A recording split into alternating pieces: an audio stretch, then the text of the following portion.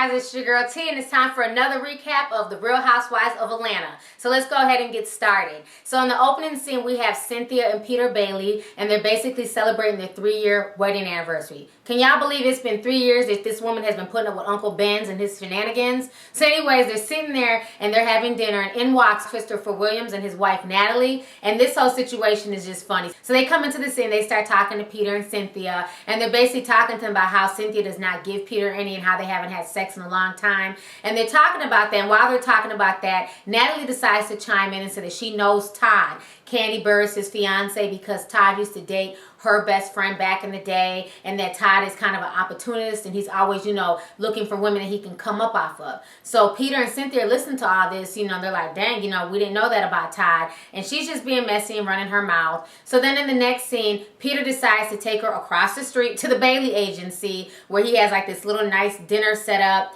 and then Christopher Williams comes in, he starts singing to Cynthia, and Cynthia's like, oh my God, this is so sweet, this is so nice, Peter's so thoughtful. Cynthia, girl, bye. You know damn well you paid for that whole setup. Let's keep it real, honey. We all know Peter ain't got a damn dime to his name. How you doing? On the next thing, we have Kandi, and she's sitting down meeting with Don Juan and her peoples about this bootleg-ass Tyler Perry production play that she's trying to put together. And Don Juan is pissed off. He's going off on Kandi. He feels like, you know what, Todd is on some bullshit now that Todd is trying to go work for this other company. You know, now they're going to have to come out of pocket even more. Don Juan stays in Kandi's money. I'm going to need Don Juan to get his life. It seems like he's more concerned about her money than damn Mama Joyce. You know, he's flipping out and going off as if he's the one writing the checks. It's like Kandi needs to get a new group of friends, ones who are not so obsessed with how much she has in her damn bank account. Thank you. So then the next scene, Kandi meets up with Todd, and you can tell she's kind of agitated. Todd is kind of agitated. They're both kind of busy doing them. Todd's phone rings, and he decides to answer it. And Kandi gets mad, like, you know what? We're trying to find a place. We're trying to scout a location. You're on the phone. You're not being supportive of me.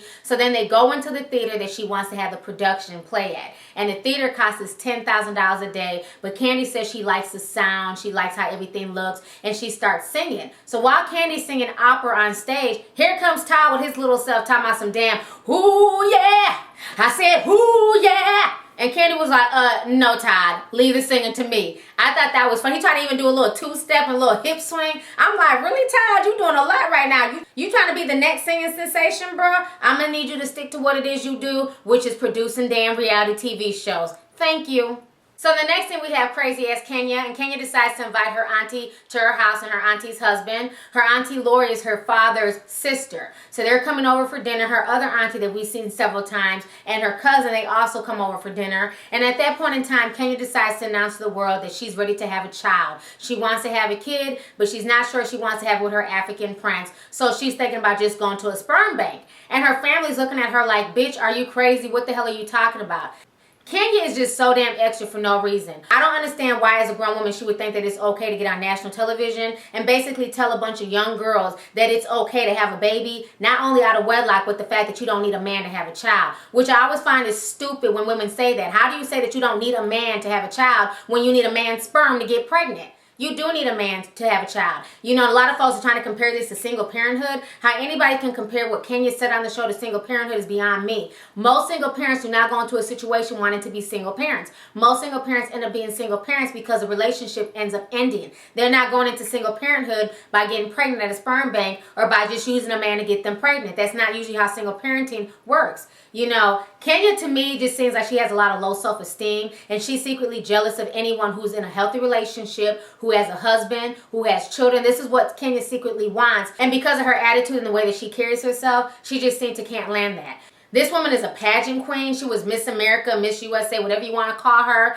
You know, she is gorgeous, and yet and still she cannot find a man to marry her or have a child with her. That says a lot about Kenya. And then what else really offended me is when she said that she wants to have the baby to fill the void of her not having a mother. You know, I just find that stupid. A baby is not going to fill the void of you not having a mother. She's using this baby as a band-aid. I think Kenya needs to go get counseling and get over the fact that her mother abandoned her. She needs to talk to somebody about it. She needs to get some type of therapy. But having a child is not going to ease that issue for her until she talks about it and gets the proper therapy that she needs. And another thing, you were abandoned by your parent, okay? Your mother wants to have nothing to do with you. Why would you in return bring a child into that same situation? Why would you want to have a child and then not have the father in the picture? She doesn't have to be married. She doesn't necessarily even have to be with the father. But why would you not want your child to have the best of both worlds by having a mother and a father in their life that they can depend on and go to and everything else? For her to even be on national television talking like that was not only stupid, it was just trashy. You know, that's the type of talk that I expect from a teen mother. That's the type of talk that I expect from a young girl, not from a woman who's 40 plus, you know what I'm saying, who was an ex-Miss USA pageant star, you know, to be on television talking about how she doesn't need a man. She wants a baby to fill her void. I'm going to need Kandi to get her life and get some serious therapy because that woman has a lot of damn issues. So in the next scene, Cynthia decides to invite all the ladies. She wants them to all go to this wine tasting trip. Everybody's at the house with Cynthia. Marlo walks in. We haven't seen Marlo since Needy's wedding. And then also Lexi also walks in. But what's so funny is that Diana was not invited. You know damn well Diana was looking at the television set, mad as hell because everybody and their mama was there but Diana.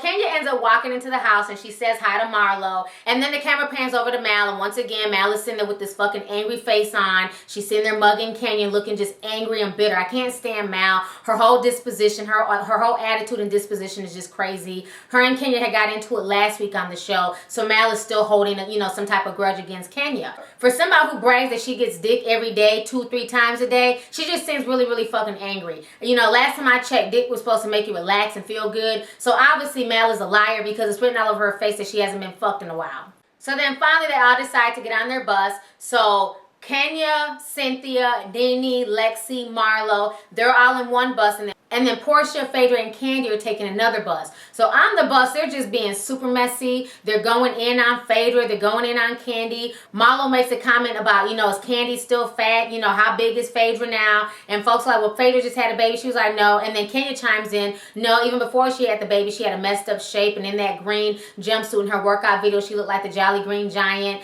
And Cynthia and all of them start laughing. So Cynthia was kind of being messy. Cynthia decides to take it up another notch, and she ends up just splashing some hot piping tea all over the damn bus. So she starts talking about Natalie and how Natalie told her about Todd being an opportunist and how Todd is supposedly using Kandi and how Todd upgraded to Kandi from his last girlfriend. So Kenya's shocked, like, you know, who is this girl? You know, where is Cynthia? I can't believe Cynthia is dropping all this piping hot tea. But then in her confessional, Kenya's steadily being messy and she's just steadily sipping that damn tea. She's just sipping away like she just got some damn tea from Starbucks. Kenya's a damn fool, y'all. She's a straight up fool. The next thing, they all get off the bus, and all these women are wearing 6-inch heels, and they're having to walk up this big-ass hill. I'm like, who the hell goes to a wine tasting area wearing heels? Why y'all not wearing sexy flat sandals? I don't know, but again, the Real Housewives of Atlanta, they have to be divas wherever they go. So finally, the late crew shows up.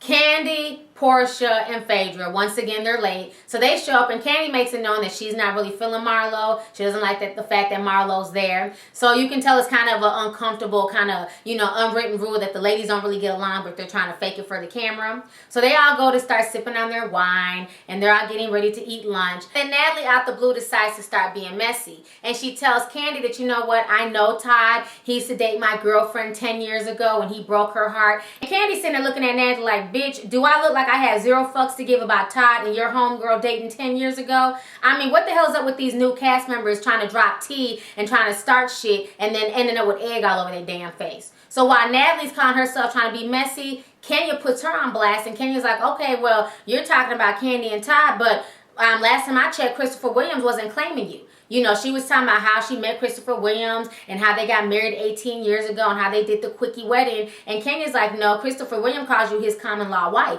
He doesn't acknowledge you as his real wife. So then Natalie starts getting mad and she starts getting upset, and she feels like, you know what, Kenya, how dare you talk about my marriage? How dare you talk about my husband when you don't have a man and you're not married yourself? Phaedra also chimes in and says that she feels like Kenya shouldn't be saying anything about anybody's marriage. So the whole dynamic is interesting. And then what's crazy is that Portia tries to be the voice of reason. So while Kenya and Natalie are going back and forth, Natalie's like, you know what, I could tell you all types of things that Christopher Williams has said about you. And Kenya's like, girl, I don't give a damn. You know, whatever he has to tell you about me so he can sleep well at night, so be it. She's like, I don't care. So while they're going back and forth, Kenya decides to throw Cynthia's ass under the bus. So Kenya tells Kandi, well, not only that, Natalie was telling Cynthia that Todd is an opportunist and he's using you. So by then, Kandi's like, what? Kandi is just ready to reach over the table and beat Natalie's ass. And Natalie's trying to backpedal and basically say that she didn't say it like that. And so Cynthia decides to chime in and basically say what she said. Cynthia's like, you know, hold up now.